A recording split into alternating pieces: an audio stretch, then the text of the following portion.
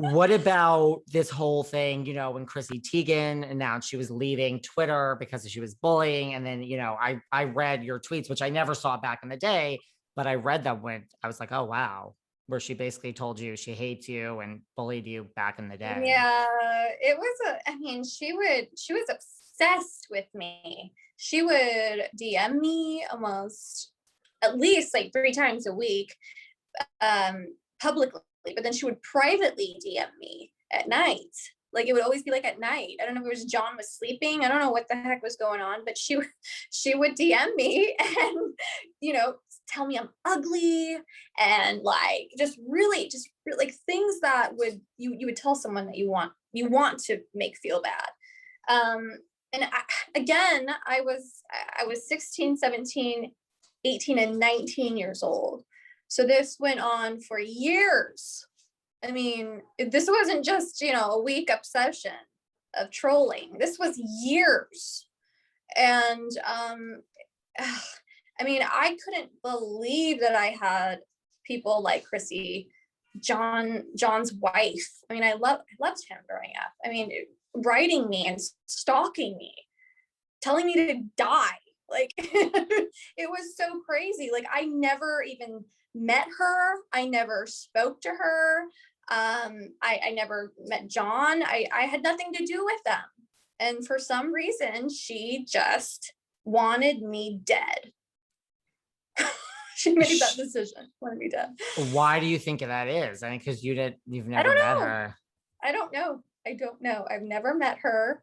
And to this day, she's ignoring it. And to me, that tells me that she hasn't changed, and you can't make somebody change, but it's just, I don't know. I just hope that no other minor has to go through celebrities who have an army of followers who then can attack you. I mean, would do that just to a minor. I mean, especially one who is in a situation that was like mine, like not healthy.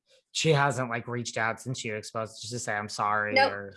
Nope, nothing. And she continually, very obviously, is ignoring it. So to me, it's like and that just tells me a lot about her. Because it's you live in the same general area. Like, what would you say if you ran into her like at a restaurant or somewhere at night? Nothing. I don't feel like walking. I don't think I would say anything to her. No. What about, is there anyone else that we would know that's reached out to you or to either DM you with negative stuff or the opposite? Like, tell us someone we don't know about that's reached out to you, or positive, like, hey, I'd like to go on a date with you back in the day.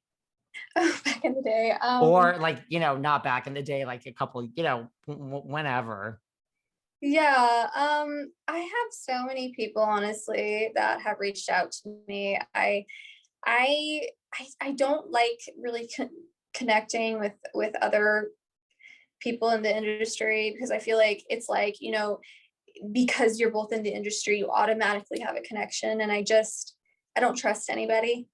Like, I just have so many walls up. I don't trust anyone. But RuPaul, from the day that I came to Hollywood, Ru has been so supportive. Ru is one of the other reasons why I felt like I could come out, because Ru has been just at the helm of accepting yourself, and Ru's just been so supportive of me and very almost like a cheerleader for me. And to go on the opposite side, Courtney Love has DM'd me. She DM'd me. She said, "You're a slut. Who are you? You're a slut."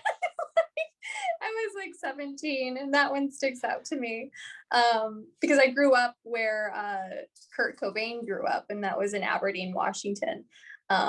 So we all, revered Courtney and Kurt where I grew up, and then I have her DMing me, calling me a slut. It's like, whoa. Did she take it further, or it was just like, you're a slut and now I'm gonna go about you're my a day? Slut, called it a day.